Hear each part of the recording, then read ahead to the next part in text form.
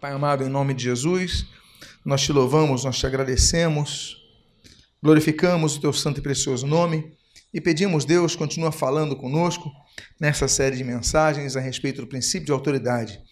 Princípio este que pode ser observado nos céus, na terra e até mesmo no inferno. Senhor, dada a hierarquia que nós percebemos em toda a história. Senhor, muito obrigado porque essa ordem tu nos destes à igreja e aqui estamos a pregar a respeito desse princípio. Abençoa nossas vidas e o que nós pedimos, nós te agradecemos em nome de Jesus. Amém e amém. Eu quero lembrar então os 7 níveis de autoridade que fazem parte do assunto de nosso tema. E primeiro, a autoridade soberana, já falamos sobre isso, ou autoridade imperial, que a autoridade máxima, não existe autoridade acima desta, que é a autoridade exclusiva a Deus.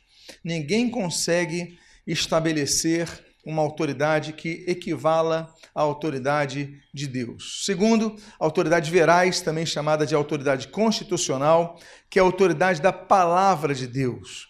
É o extrato da vontade de Deus que está, então, explicitado nas Escrituras Sagradas. Por isso, também é chamada de autoridade constitucional, ou seja, abaixo de Deus, a palavra dele revelada. Terceiro tipo de autoridade é a autoridade da consciência. Tratamos sobre isso também já, falamos sobre esse assunto. Todos nós temos consciência e nós não precisamos de ter apesar que está explícito na autoridade verais, não matarás, mas as pessoas sabem que é errado matar. As pessoas sabem que é errado roubar. Quando fazem, ainda que não tenham nenhuma religião, ainda que sejam pessoas ateias ou agnósticas, mas elas sabem que não podem roubar, elas sabem que não podem matar. Por quê? Porque existe uma lei que está inscrita no consciente e no inconsciente de cada pessoa, que é a lei da consciência. Então, nós falamos isso por quê? Porque essa lei está acima da autoridade delegada. Porque se uma autoridade delegada, por exemplo, mandar alguém roubar alguma coisa, matar, você não vai fazer isso, porque você tem uma consciência. Então, existe esse terceiro nível de autoridade. O quarto nível de autoridade é este que nós começamos domingo passado e havemos dar continuidade nos próximos domingos, que é o nível de autoridade mais detalhado, que é a autoridade delegada ou a autoridade representativa. A autoridade delegada, ou seja, quando se delega a alguém uma autoridade, se delega a alguém um poder para exercer influência ou direção sobre outras pessoas. Então, nós vamos falar sobre isso hoje, vamos dar continuidade sobre isso hoje e nesses próximos domingos. Depois falaremos sobre a autoridade cultural, depois falaremos sobre a autoridade funcional e, por fim, falaremos sobre a autoridade estatutária. Então, estes são os 7 níveis de autoridade que temos nos proposto a falar neste domingo. Hoje nós vamos dar continuidade à autoridade delegada. Domingo passado nós falamos, então, em aspectos gerais sobre este assunto. Eu começo com um texto, eu tenho usado esse texto para a autoridade delegada, que é um texto que coloca dois lados dessa mesma moeda. O de Lucas 12 e o de João 13. Lucas 12, e 2 palavras do Senhor Jesus. Lucas 12, versículo 48, diz assim: Àquele a quem muito foi dado, muito lhe será exigido. E àquele a quem muito se confia, muito mais lhe pedirão. E o capítulo 13, versículo 16 de João diz assim: em verdade vos digo, que o servo não é maior do que seu senhor, nem o enviado maior do que aquele que o enviou. O primeiro texto, ele fala sobre isso, que algumas pessoas recebem mais responsabilidade que outras, e por causa disso, receberem mais responsabilidades, mais autoridade, então vai haver uma cobrança maior dessas pessoas do que com outras pessoas. Então, a quem se delega mais autoridade, ele tem mais poder, sim, tem, mas por outro lado, ser-lhe-á mais cobrado. E por outro lado, Jesus disse assim em João 13, esse texto que você leu, que existem diferenças, o servo não é maior que o seu senhor, nem o enviado maior do que aquele que enviou, ou seja, há graduações, há uma explícita ordem hierárquica que o Senhor Jesus aqui, mais uma vez, reenfatiza, ok? O enviado está abaixo daquele que enviou. eu faço uma pergunta, porque eu vou entrar em um aspecto familiar hoje. Necessariamente, aquele que está abaixo é inferior do que aquele que está acima, é inferior em capacidade? Não necessariamente. Mas, se ele está abaixo de quem enviou, ele tem que obedecer àquele que enviou. Então, uma coisa é a competência de fazer algo, de ter poder sobre algo, enfim. A outra coisa é a autoridade delegada. Temos que separar essas coisas, ok? Vamos falar mais sobre isso adiante. Nós falamos também, finalizamos o estudo domingo passado, falando sobre os diferentes tipos de autoridade delegada mencionados na Bíblia. Hoje pretendemos falar sobre 3 deles. E quais são os diferentes tipos de autoridade? A autoridade familiar, tipos de autoridade delegada, autoridade familiar, autoridade acadêmica, autoridade profissional, autoridade governamental e autoridade eclesiástica. São 5 tipos diferentes de autoridades delegadas, ok? E nós vamos, pretendo eu, falar sobre esses 3 primeiros tipos hoje. Autoridade familiar, autoridade acadêmica e autoridade profissional. Estão dispostos a percorrer esse caminho comigo? Amém? Então vamos lá. Vamos começar falando sobre o primeiro tipo de autoridade delegada, que é a autoridade familiar. Primeiro, é uma necessidade. A aplicação do princípio de autoridade na família, ela objetiva não apenas promover uma ordem, mas também harmonia no lar. Por isso é importante que esse princípio seja observado nas famílias. Porque quando se quebra um princípio que Deus organiza, as coisas começam a perder o seu controle. Então nós temos visto essa crise nas famílias nos dias de hoje. Então não é segredo de ninguém, por exemplo, que quando os pais renunciam à disciplina aos filhos, eles deixam de disciplinar os filhos, eles estão fazendo algo ruim para os filhos. Eles estão deixando de exercer autoridade. E aí os filhos começam, então, a se arvorar na autoridade e nós temos crise onde os próprios filhos começam a mandar nos seus próprios pais. Começam a definir o rumo da família, mandar nos pais, e os pais vão permitindo. Muitas vezes porque não querem conflito, porque estão cansados, porque, enfim, muitas vezes porque se sentem acuados pela personalidade do filho. Uma coisa é personalidade, outra coisa é autoridade. Volto a dizer, nós temos que aprender a separar as coisas, ok? Personalidade é uma coisa, autoridade é outra coisa. Tem um general do exército, tem um soldado. O general é pacífico, uma pessoa tranquila. O soldado é temperamental. Pode inverter a ordem no exército? Sim ou não? Claro que não. Mas ele tem um temperamento mais forte, mas não importa. Então a questão não é o temperamento, mesma coisa nos lares.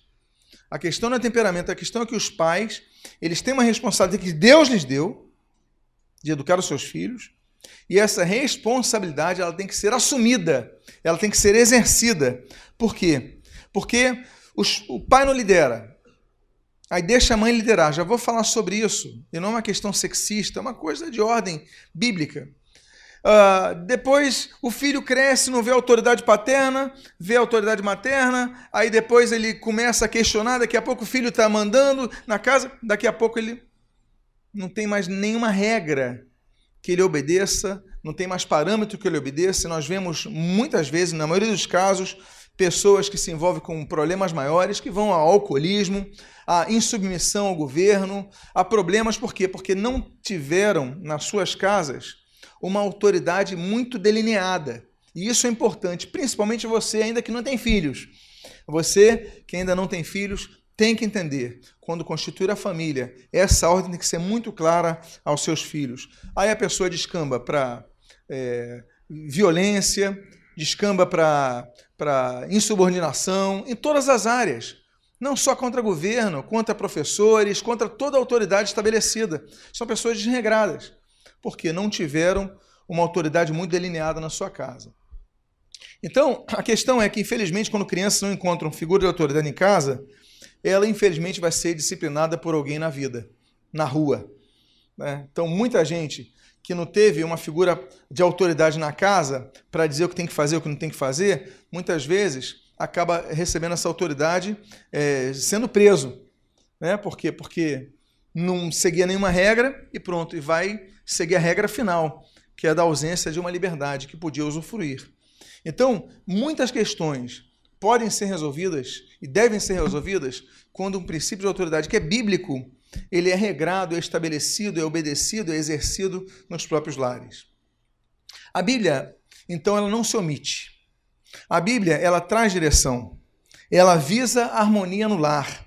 A Bíblia sempre trabalha em prol da harmonia do lar. Então, nós temos algumas funções, marido, esposa e filhos, muito delineadas na Bíblia. Eu volto a dizer, princípios não são coisas que são alteradas conforme o contexto social, o contexto histórico. Não, são princípios. Então, o que, por exemplo, uma coisa é moda, outra coisa são princípios. Eu lembro que eu fui ver há muito tempo atrás, eu vi a foto da minha formatura de ensino médio. Na época era 2º grau que se chamava. Eu fui ver a foto, eu falei, meu Deus, que roupa foi essa? Eu estava com uma camisa roxa, a calça branca e meu tênis era quadriculado. Você sabe o que é um tênis quadriculado? Era moda na época. Uma vez eu fui ver uma foto de um amigo, também já tem tempo, ele mostrou a foto do casamento, um senhor. Ele foi mostrar a foto do casamento dele, ele estava com um terno vinho, com boca de sino. Eu não sei se os mais novos sabem o que é boca de sino. Quem sabe o que é uma calça boca de sino? Ela abria assim e ele tinha uma costeleta aqui. Quem se lembra da costeleta do Elvis Presley? Pois bem, ele casou com costeleta e boca de sino. Hoje nós vemos essa foto e nós rimos. Por quê? Porque hoje é engraçado, mas na época não era. Na época era algo moderno. Então ele casou super moderno e hoje é motivo de riso. Porque passou a moda. As modas passam. Não é verdade? Antigamente nas igrejas você não via bateria. Quando surgiu a igreja, não, a bateria é do diabo e tal, começou a surgir um monte de... E hoje tem bateria, não tem problema, porque não tá na Bíblia, não é um princípio bíblico agora. O que é princípio bíblico? Princípio bíblico é aquilo que se norteia na Bíblia, de capa a capa, e não se altera, são princípios. Existem princípios que não se alteram com as ordens sociológicas. Então nós tivemos, por exemplo, a grande revolução feminina dos anos 60, né? Nós temos a queimada dos sutiãs, 1968, nós temos as grandes revoluções que colocaram a mulher e tiraram muito da injustiça que a mulher passava. E realmente, nós comentamos domingo passado, em relação ao Dia Internacional da Mulher, o absurdo de haver mulheres que têm a mesma função profissional que o homem, o mesmo cargo, a mesma função, as mesmas responsabilidades e a mesma empresa, só que ganham menos, 35% que o homem. Por quê? Então isso é uma injustiça, isso é um preconceito, isso é um absurdo, isso não pode. Se a mulher desempenha o mesmo papel que o homem na empresa, mesma responsabilidade, ela tem que receber a mesma coisa que ele. Não tem diferença. Então existem coisas que a sociedade realmente é machista, a sociedade é injusta, ela precisa melhorar. E isso é inquestionável. Já melhoramos muito. Dos anos 60 para aqui já houve uma grande melhora. Mas ainda temos um caminho pela frente. Mas eu não estou falando sobre essas questões de injustiça. Eu estou falando dos princípios bíblicos, da questão da submissão da mulher ao homem, que muitas vezes não é compreendido, porque a gente confunde as coisas. Então eu quero falar sobre isso, para que a gente possa entender um pouco melhor sobre por que Deus estabelece esse princípio nas casas, nos lares, nas famílias. Primeiro, vamos falar do marido, depois da esposa, depois dos filhos. O marido. A Bíblia institui o marido como líder da família. A Bíblia diz, eu coloco 2 textos aqui, 1 Coríntios e Efésios. 1 Coríntios 11:3 diz assim: Quero, entretanto, que saibais ser Cristo o cabeça de todo homem, e o homem o cabeça da mulher, e Deus o cabeça de Cristo. E capítulo 5:22 de Efésios diz assim: As mulheres sejam submissas ao seu próprio marido, como ao Senhor. Olha o parâmetro que a Bíblia coloca. Assim como elas são submissas ao Senhor Jesus, elas devem ser submissas aos maridos. É difícil? Muito difícil, principalmente quando você considera alguns maridos que existem por aí. Que tem os maridos que é difícil, você... Misericórdia. A irmã casou com uma cruz pesada. mas tem que se submeter. Eu vou explicar já, vamos andar um pouquinho nesse caminho. Mas o texto é claro, não há como fugir disso. Então vamos lá. As decisões finais da família, e aqui a gente começa a aplicar esse princípio que é bíblico. As decisões finais, ainda que sejam partilhadas com a esposa, em alguns casos, com os filhos, porque há decisões que nem sempre os filhos podem participar. É questão dos pais. Os irmãos concordam com isso. Então, há questões que os filhos também podem participar. Então, depende do assunto, os filhos participam, mas as decisões podem ser partilhadas com a esposa. Eu partilho todas as decisões que vou tomar com minha esposa, ouço-a, mas o ponto final, a decisão final, o martelo está na minha mão, por princípio bíblico. Não é porque eu sou melhor que ela, não é porque eu sou nada disso, é por um princípio bíblico. Então, me visto dessa responsabilidade, mas compartilho com tudo com ela. Agora, caberão ao marido tomar, devendo os demais acatá-las. Agora, olha o exemplo. Assim como os jogadores de futebol acatam a ordem de um técnico. Assim como os integrantes de uma orquestra acatam a ordem do maestro. Eu faço uma pergunta para vocês. Há jogadores de futebol que entendem mais de futebol que o técnico? Sim ou não? Eu acredito que sim. Eu não tenho nada contra, por exemplo, o Zagallo na seleção de 70. Mas você olhava um Pelé, você olhava um Jairzinho, você olhava um Rivelino, você olhava... Aí eu não vou escalar a seleção inteira de gênios que tinha a seleção de 70. E esses homens tinham um entendimento fabuloso. O Gerson, a visão que ele tinha, ele colocava a bola onde ninguém entendia que a bola podia parar, ele colocava, tinha alguém ali para buscá-la. Mas, na hora de exercer o comando, eles tinham que ouvir o Zagallo falou, você vai ficar na direita, você vai ficar na esquerda, você vai ficar parado aqui atrás, você vai ficar lá na frente. E o que eles tinham que fazer? Se submeter. Se submetiam porque Zagallo sabia mais? Não necessariamente. Se submetiam porque Zagallo era superior a eles? Não necessariamente. Mas se submetiam porque Zagallo tinha autoridade como técnico. Então, por ele ter autoridade, ele exercia autoridade. Os irmãos estão entendendo o que eu estou dizendo? Orquestra. Tem o violinista, tem o clarinetista, tem o arpista e tem o maestro. O maestro, ele entende muito de partitura. Claro que ele tem conhecimento genérico dos instrumentos, mas ele não é expert de todos os instrumentos.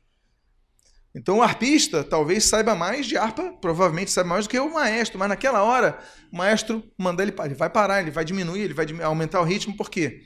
Porque o maestro não é que ele seja superior aos demais, mas que ele tem um ofício que lhe dá autoridade sobre os demais. Não é que o marido seja superior à esposa, isso não está sendo questionado de modo algum, mas é que ele recebeu essa autoridade sobre a esposa. Então, isso nós devemos entender. É a questão de autoridade, não de merecimento, não de superioridade, não de competência. Volto a dizer, temos que separar as coisas da autoridade recebida. Então, assim como o técnico, ele, digamos assim, tem a palavra final. Eu fico imaginando o técnico do Chicago Bulls com o Michael Jordan no time. E ele fala, Michael Jordan, para o banco. O Michael Jordan, para o banco? Como é que pode? Mas ele tinha que obedecer. Ok? Então, isso é o princípio de autoridade que é aplicado em toda a sociedade. E deve ser aplicado nos lares. Pois bem, volto a dizer, isso não significa o marido ser superior à esposa. Volto a dizer, porque uma vez uma irmã falou comigo assim, é um absurdo e tal, porque meu marido é isso, aquilo, tal, não sei o quê, não manda nada, a irmã tem que submeter a ele, não sei o que, tal, não sei o quê. Eu falei, eu conheço teu filho. Porque ela falou, eu tenho mais capacidade que meu marido. Eu falei assim, eu conheço teu filho. E no meu tempo, porque ela engrossou o assunto. Então eu tive que colocar um pouquinho de sal nas minhas palavras. Eu falei, olha, mas pelo que eu conheço teu filho, ele é superior que você em muitas áreas. Aí ela ficou, mas ele tem que te obedecer, não tem? Ela falou, tem.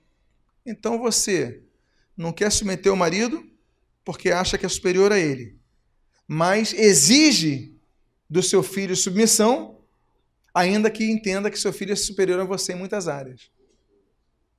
Aí ela teve que engolir a seco e concordar. Porque a questão não é superioridade.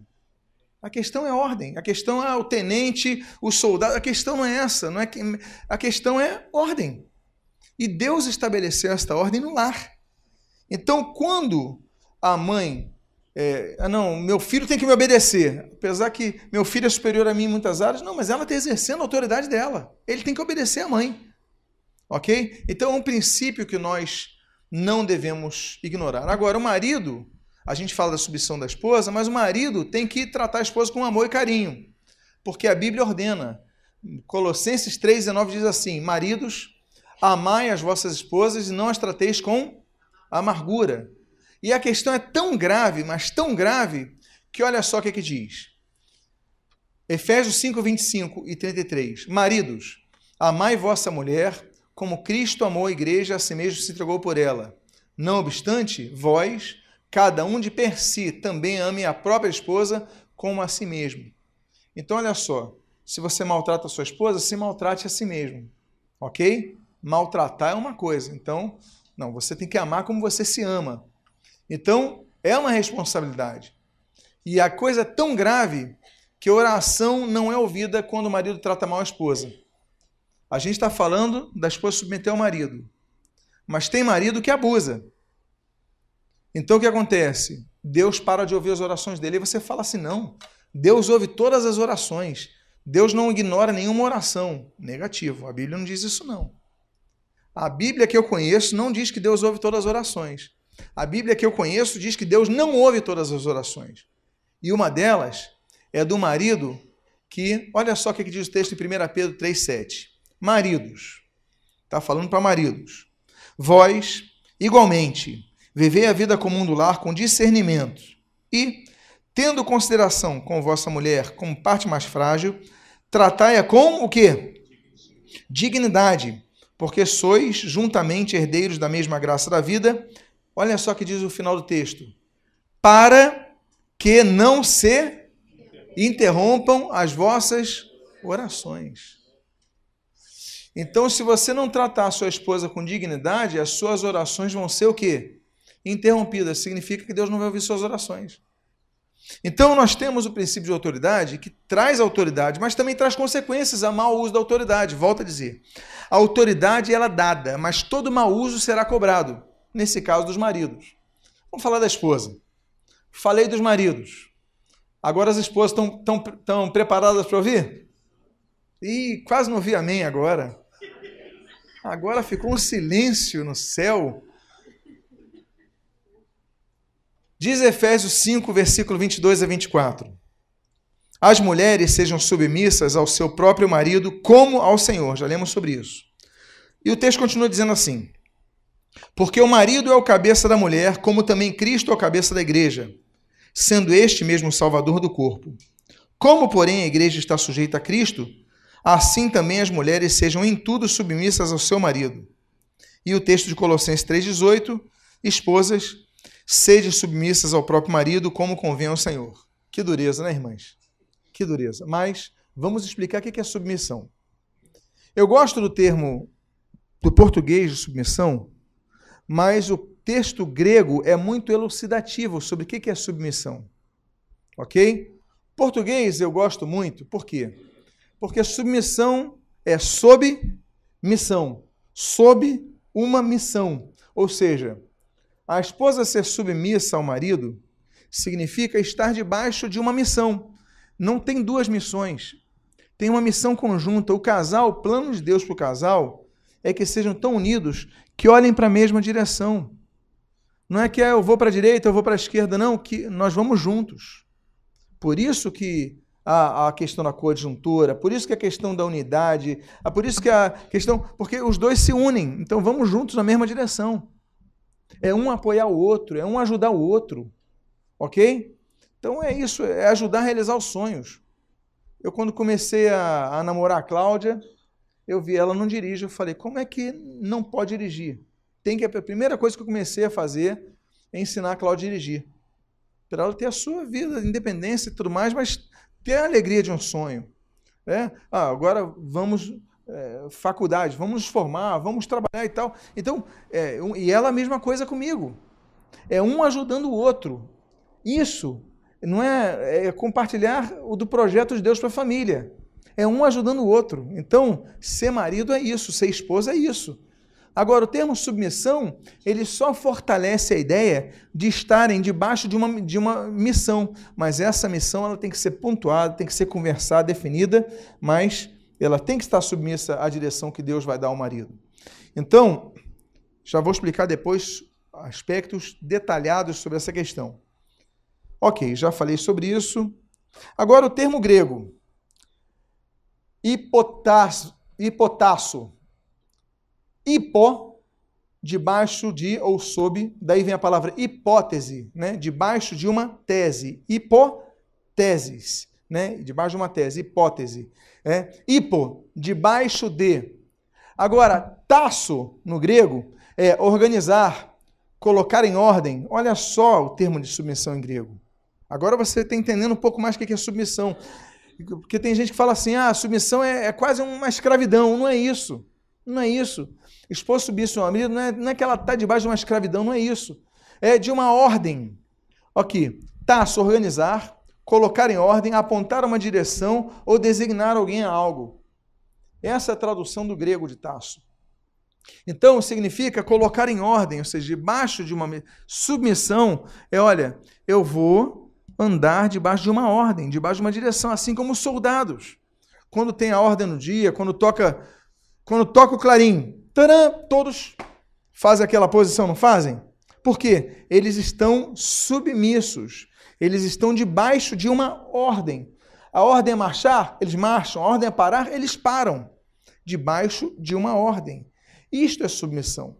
Agora imagina se cada soldado fizesse o que quisesse nesse momento. Então não haveria ordem, não haveria desordem. E com a desordem haveria consequências negativas. Então, temos que compreender o termo submissão no grego para a gente entender que a mulher ser submissa ao marido não é a mulher ser escrava do marido. Não é a mulher ser... E volto a dizer, tem a autoridade da consciência. A autoridade delegada está debaixo da autoridade da consciência. Porque tem coisas que, por exemplo, o marido pode eventualmente pedir à esposa e a consciência dela ser uma violação. Então, já tratei de casos assim em gabinete que eu falei, olha, eu vou conversar com o seu marido, porque o que ele está exigindo vai além do que você pode oferecer. Que você tem uma dificuldade, não compreende isso e tal, e se conversa. Então, mas tudo, volto a dizer, tudo é uma questão de diálogo. Na família tem que haver diálogo, para que compreenda. Então, aquela mulher tinha um problema, uma dificuldade cultural com algo que o marido tinha expectativa com ela. Era uma questão de bloqueio cultural, mas ele estava exigindo algo dela, então, vamos conversar com ele a respeito para que ele entenda, converse, explique, ou mesmo abra mão. Porque ele abrindo mão, ele respeita ela. Volto a dizer, lembra que eu falei do marido tratar com dignidade a esposa? É isso. O que é tratar com dignidade? Dentre outras coisas, é respeitar os limites da mulher. Isso tem a ver com o princípio da submissão. Limites. Então, volto a dar o exemplo do exército. Tem que haver ordem, mas tem que haver limites da parte das autoridades.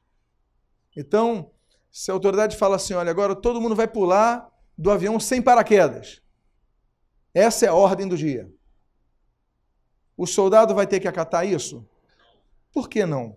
Porque acima do princípio da autoridade delegada está a autoridade da consciência. Ou seja, não pode ser violada a consciência. Ele tem um limite. Então, o que nós chamamos de abuso de autoridade, assim como abuso de autoridade no caso do exemplo do exército, abuso de autoridade também há no caso do exercício da autoridade do marido. Então os irmãos estão compreendendo a questão? Até o exercício da autoridade do marido sobre a esposa, ele tem limites, a começar com as limitações da esposa. Então ele tem que tratar com dignidade, ele tem que reconhecer, olha, eu vou até aqui, a partir daqui eu tenho que respeitá-la. Pronto, você não abusa da autoridade e o lar se mantém harmonioso e com submissão, ok? Então, hipotasso, né? Hipotasso, e aí nos dá uma noção melhor sobre isso. Ok. Em todos os lugares há pessoas submissas, mas isso não é demérito a ninguém. Por exemplo, um governador, ele tem todo o poder no Estado, mas ele está submisso ao presidente. Ele é inferior ao presidente com capacidade? Necessariamente? Sim ou não? Não. Mas ele está debaixo da autoridade. Assim como um gerente ao empresário, ao dono da loja. Assim como um jogador do NBA, que eu citei aqui, o Michael Jordan, com um técnico, ele pode ser o melhor jogador do mundo, mas se o técnico falar vai para o banco, ele tem que ir para o banco. Ele pode ser melhor, mas ele tem que obedecer. Então, muitas vezes, nós temos, e aí vou usar uma palavra, uma expressão popular brasileira, né? Abrir mão. Temos que abrir mão para que mantenhamos ordem, para que mantenhamos o princípio de ordem, que submissão, como você viu no texto, é estar debaixo de ordem, visa harmonia, ok? Visa a organização no geral. Então, há diferença de mãe e filho? Mães, tem diferença de mãe para o filho? Sim. Então, tem que entender que também tem diferença de marido para a esposa e marido para o filho. E toda casa tem suas responsabilidades diferentes. Pois bem, vamos falar dos filhos. Falei do pai, falei da mãe, falei dos pais, falei das mães, falarei dos filhos. O caminho da obediência é necessário. Não há outro caminho. Filhos são discípulos, são aprendizes de seus pais desde o início da vida. E eles vão receber influência dos seus pais que vão marcar suas vidas. Nós somos, hoje, um pouco do que nossos pais nos ensinaram. Goste você ou não, queira você aceitar isso ou não, você tem características que você herdou da observação aos seus pais. Alguns falam como os pais, outros comem como os pais, outros andam como os pais. É no inconsciente, a gente vai absorvendo isso daí. Queira ou não, essa é uma verdade. Pois bem, mas com o passar do tempo, os filhos vão recebendo outro tipo de influência, que é a influência de um outro tipo de autoridade. Quem é a outra autoridade que aparece na vida do filho? A professora do jardim de infância. Os pais entregam a criança para a professora, para a tia, como chamam, e ela então vai falar, desenha, brinca, vamos fazer a rodinha, vamos cantar, e a criança vai obedecendo essa nova pessoa que surge na sua vida. Então a criança, ela entende que vai lidar com outra autoridade sobre sua filha, sobre sua vida. E aí o que acontece?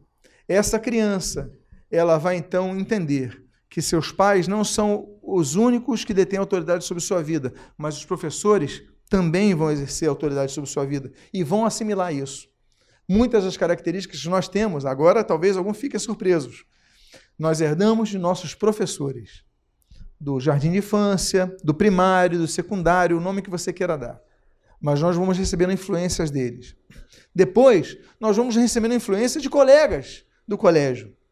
É o colega que é mais moderno, é o colega que é mais comunicativo, e você vai querer andar com ele, e o que ele gosta você vai começar a gostar, o que ele ouve você vai começar a ouvir, e nós então vamos absorvendo influência. E nós vamos vendo então que nós somos pessoas que são influenciadas. E a adolescência então nem se fala, né? A adolescência é o período quando a autoridade dos pais já é questionada. Por quê? Porque com o pai do adolescente é diferente, com o adolescente ele pensa diferente dos seus pais, outros pensam diferente, a mídia pensa diferente, e você começa a questionar os seus pais. Então, volto a dizer, um dos principais benefícios da igreja, por exemplo, é esse princípio. Por quê? Porque a igreja ela é baseada nos princípios bíblicos, que não mudam. E o princípio de obediência, o princípio de submissão não muda. Então, a pessoa, quando vem para a igreja, ela começa a quebrar um pouco esses conceitos e começa a entender o regramento que existe, que se espera. Então, ela lê a Bíblia, ela estuda a Bíblia, ela ouve a Bíblia e ela vai aplicando no dia a dia. Então, ela vai recebendo influência, claro, do pastor, mas não do pastor como agente final, mas do pastor como transmissor de quê? Do conhecimento o quê? Bíblico, da palavra de Deus, como está acontecendo agora. Você está ouvindo a palavra e você então está se esclarecendo, está balizando os seus conceitos e tudo mais. Por quê? Porque começa a receber influência da palavra, volta a dizer, dos princípios. Então é importante nós firmarmos na família e os filhos, nós firmarmos os filhos no caminho do Senhor. Por quê? Porque eles vão aprender o princípio da obediência e os outros demais princípios que a Bíblia ensina. Vamos ver, por exemplo, os textos de Efésios 6, versículo 1, versículo ao 3, diz assim: Vós, filhos, sede obedientes a vossos pais no Senhor, porque isto é justo. Honra teu pai e a tua mãe, que é o primeiro mandamento com promessa, para que te vá bem e vivas muito tempo sobre a terra. Esse é o primeiro mandamento da longevidade de uma pessoa. Quem quer viver muitos anos? Quem quer morrer rápido? Que bom que ninguém levantou o braço, não é verdade? Então eu presumo que você quer viver muitos anos, e muitos anos bem. A Bíblia traz uma promessa. Quem honra o pai e a mãe vai viver mais tempo na terra. É promessa bíblica. Ou seja, você não precisa descobrir Eldorado, não precisa buscar fontes da juventude, basta que você obedeça seu pai e sua mãe, que você vai ganhar mais tempo sobre a terra. E a Bíblia diz em Colossenses 3,20, Filhos, em tudo obedecei a vossos pais, pois fazê-lo é grato diante do Senhor. Então, obediência aos filhos é o que se espera, obediência aos pais é o que se espera aos filhos, que eles obedeçam os seus pais.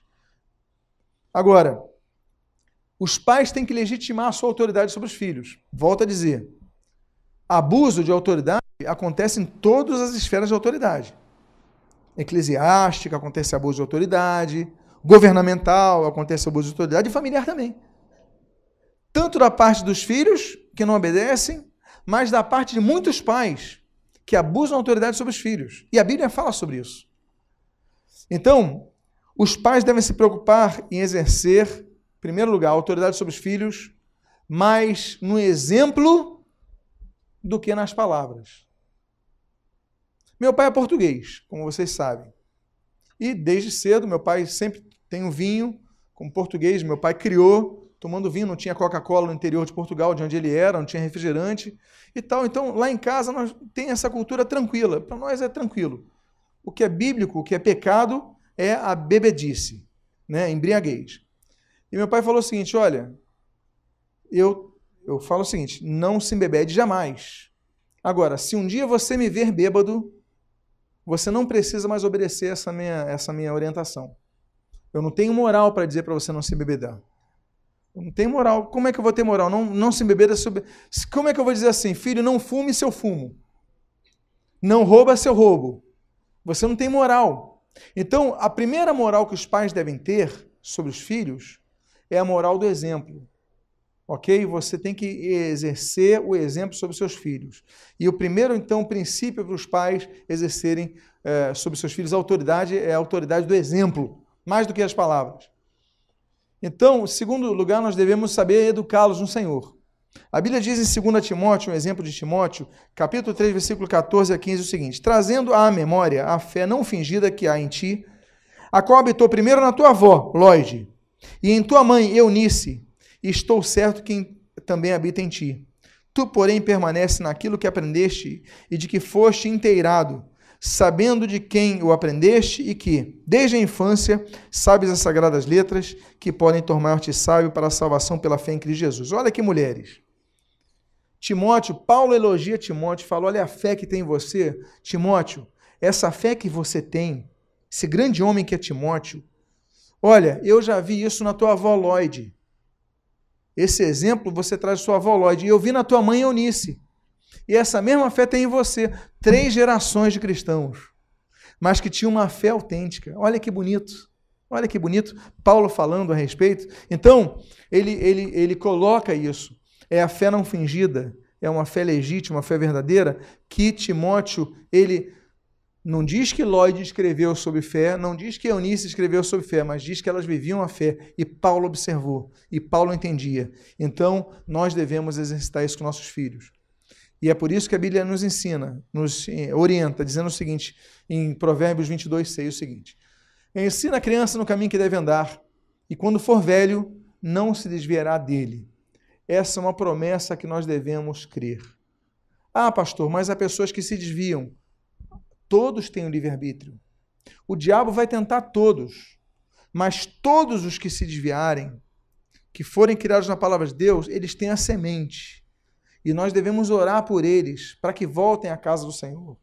Os pais não podem desanimar, os pais não podem desistir, os pais podem estar fraquejados, desanimados, cansados, mas não podem desanimar de orar por seus filhos, porque eles têm a boa semente. Ok? Foram criados na casa do Senhor, no caminho do Senhor. Agora o diabo atacou, deram brecha para o diabo. Então vamos orar para que Deus coloque uma pessoa no caminho, vamos pedir sabedoria a Deus, vamos pedir que Deus tenha misericórdia e essa pessoa vai voltar à casa do Senhor. Amém, queridos? Por isso, volta a questão dos pais. Os pais não podem ser omissos. Ou seja, pais são pais, filhos são filhos. O filho não pode mandar no pai, o filho não pode definir o rumo da família, o filho não pode dizer para onde a família tem que ir, não. É função dos pais. Ah, não tem pai? É função da mãe. Mas tem que haver autoridade reconhecida naquela casa. E tem que haver esse caminho. Então, pais, não se omitam do vosso papel. Ok? Não deixe que eles decidam o rumo que deve tomar. E quando devem ser disciplinados, disciplinem seus filhos. Tem que dar castigo, sim. A Bíblia diz assim, a insensatez está ligada ao coração da criança, mas a vara da disciplina afastará dela. Provérbios 22, 15. E Provérbios 29, 15 diz, a vara e a disciplina dão sabedoria, mas a criança entregue a si mesma vem envergonhar, olha que bonito, a sua mãe. Não coloca o pai. Por quê? Olha só que coisa interessante, né? Ela fala tanto do pai, mas quando diz assim, a criança entrega a si mesma, vem envergonhar a sua própria mãe. Então nós vemos a responsabilidade da mãe também. A Bíblia não isenta a responsabilidade da mãe em educar o seu filho. Ela tem que dar vara. Quando eu falo vara, não estou falando de violência, tá, gente? Não estou aqui advogando violência. Mas estou falando a palmadinha no bumbum da criança. Estou falando o castigo de tirar o iPhone do teu filho por uma semana. Tem outros castigos que são mais eficientes do que a vara. Que são vara, mas que eu digo é literal. Não é verdade? Vai tirar o celular do teu filho uma semana. Para ver se não vai melhorar um pouquinho ali. Melhor do que muitas palmadinhas. Né? Tirar a televisão. Então, o pai tem que exercer a autoridade. Não pode fugir disso. Então, não espere que seu filho decida ir para a igreja. Você fala, você vai comigo. Eu lembro até hoje de uma vez, era um culto de, não lembro, eu sei que o Vasco estava jogando decisão contra o Grêmio, isso eu lembro, era Vasco e Grêmio, não lembro o campeonato que era, um torneio qualquer, era na hora do culto, Vasco e Grêmio. Eu falei, pai, não quero ir hoje ao culto não. Por quê? Porque o Vasco vai jogar a final, meu pai é vascaíno, ele falou, não, nós vamos para o culto. Pai, mas a final, Vasco e Grêmio, não e tal. Aí eu lembro que eu falei algo assim, eu não vou não. Ah, meus irmãos, até hoje a minha orelha direita está quente. Ele falou, como é que é? Você falou para mim que não vai à igreja? Eu fui na igreja e graças a Deus ele me levou. Nós temos que dar graças a Deus para os nossos pais, que são muitas vezes chatos, com a gente insistente, com a gente tem que ir na igreja e tal, porque isso é para o nosso bem. É que nem um pai que é insistente em levar o filho para o dentista. Tem alguém que gosta de ir no dentista, com todo respeito aos dentistas? Ninguém gosta de ir ao dentista. Mas, desculpe, viu? Mas olha, todo pai tem que levar o filho ao dentista. Mesmo que o filho... E tomar vacinação. Alguma criança gosta de tomar vacinação? Tomar vacina? Mas tem que levar o filho, tem que levar à igreja, porque é para a saúde dele também. Então, não espera o seu filho vá, leve. Leva, carrega, que depois ele vai te agradecer. Por isso que a Bíblia fala em Timóteo, capítulo 3, versículo 2 a 7, o seguinte, é necessário que governe bem a própria casa, criando os filhos sob disciplina, com todo respeito, está falando dos bispos, com todo respeito, pois se alguém não sabe governar a própria casa, como cuidará da igreja de Deus?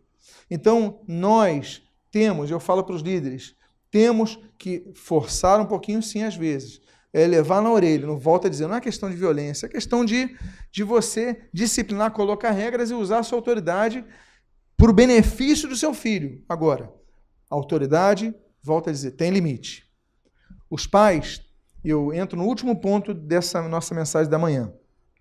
Os pais, eles têm que ser sábios e devem agir com sensibilidade diante dos limites de seus filhos. Lembra que eu falei que a autoridade de uma pessoa, ela tem que delimitar-se ao limite da outra? É um limite. Limite físico, limite... Tem que haver um limite. A pessoa está com febre, a pessoa está doente, mas você tem que marchar 20 quilômetros, o cara está doente, está com uns 40 graus, ele não pode marchar, tem que liberar, porque tem um limite. Limites, a esposa tem limites, né? O marido tem limites, e os filhos têm limites. Porque tem pais que tratam os filhos, eles pegam uma parte do preceito bíblico e esquecem a outra. E tratam os filhos como se fossem, daqui a pouco os filhos não querem saber dos pais, querem sumir de casa. Querem uma liberdade, eles vão crescer um dia, lembre-se disso. Então, tem que haver sensibilidade, ou seja, devemos considerar os limites dos filhos.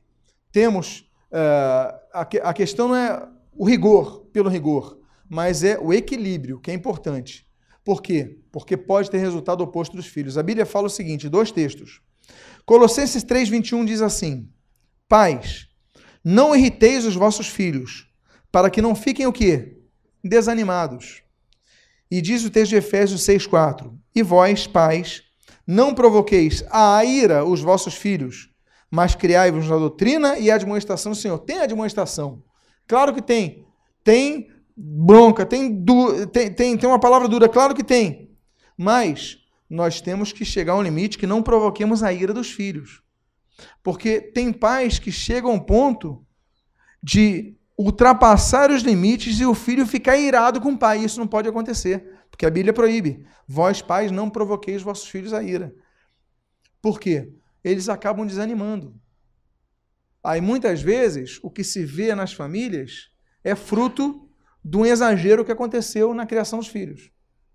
Ok? Então, volto a dizer, uma coisa é a autoridade, o exercício da autoridade. Outra coisa é ultrapassar os limites da autoridade, que deve ser exercida, sim, que é inquestionável, sim, mas há limites para tudo, ok? Então, o principal objetivo dos pais é amar os seus filhos, e dentre as tarefas do amor aos filhos, a orientação aos filhos, dar um rumo aos filhos, porque senão os filhos vão tomar decisões com base nos colegas. Aí o colega quer fazer isso porque está na moda, o seu filho quer fazer isso porque está na moda. E tudo mais. E se você der uma boa base aos seus filhos, falando que ele às vezes não quer ouvir, mas ele vai guardar isso, essa estrutura para a sua vida. Então, essa é uma das funções do pai. É estabelecer um rumo diante do mar da indecisão, principalmente que se arvora aos filhos quando eles estão na adolescência. Então, nós lemos aí o texto de 1 Crônicas 28, versículo 20. Disse Davi a Salomão, seu filho, ser forte e corajoso e faze a obra. Olha a direção que Davi está dando a Salomão, seu filho. Ele está dando uma direção, está dando um rumo ao filho. Olha, ser forte e corajoso e faze a obra. Não temas, nem te desanimes, porque o Senhor, Deus, meu Deus, há de ser contigo. Não te deixará, nem te desamparará, até que acabes todas as obras para o serviço da casa do Senhor. Os pais devem dar orientação, norte. Os pais devem dar apoio. Está vendo o apoio psicológico que Davi está dando para o filho dele, o Salomão? Ó, Salomão, ser forte. Salomão, seja corajoso. Não desanima não, Salomão, porque Deus vai estar contigo, meu filho. Olha que palavra de incentivo, palavra boa de um pai para um filho, não é verdade? Às vezes, então, nós temos que ter essa palavra, dar um apoio, dar uma força, mas de uma direção. Não é só apoio. Então, nós devemos, olha, porque às vezes o filho quer tomar uma decisão que você sabe que está totalmente fora. O pai tem que dar a sua opinião, olha. Agora, você tem que aprender, então, dar um norte, como nós vemos aqui em Davi, faz a obra do Senhor. Davi deu direção para ele. Agora, seja forte e corajoso, Deus vai estar contigo, não desanima, o Senhor vai estar com você, vai vencer isso daí, você vai conseguir chegar ao fim e tudo mais. Então, esse é o primeiro nível de autoridade que nós compartilhamos hoje, a autoridade familiar. Espero em Deus que tenha sido uma bênção para a sua vida, elucidativa à sua vida, e que Deus te abençoe rica e abundantemente.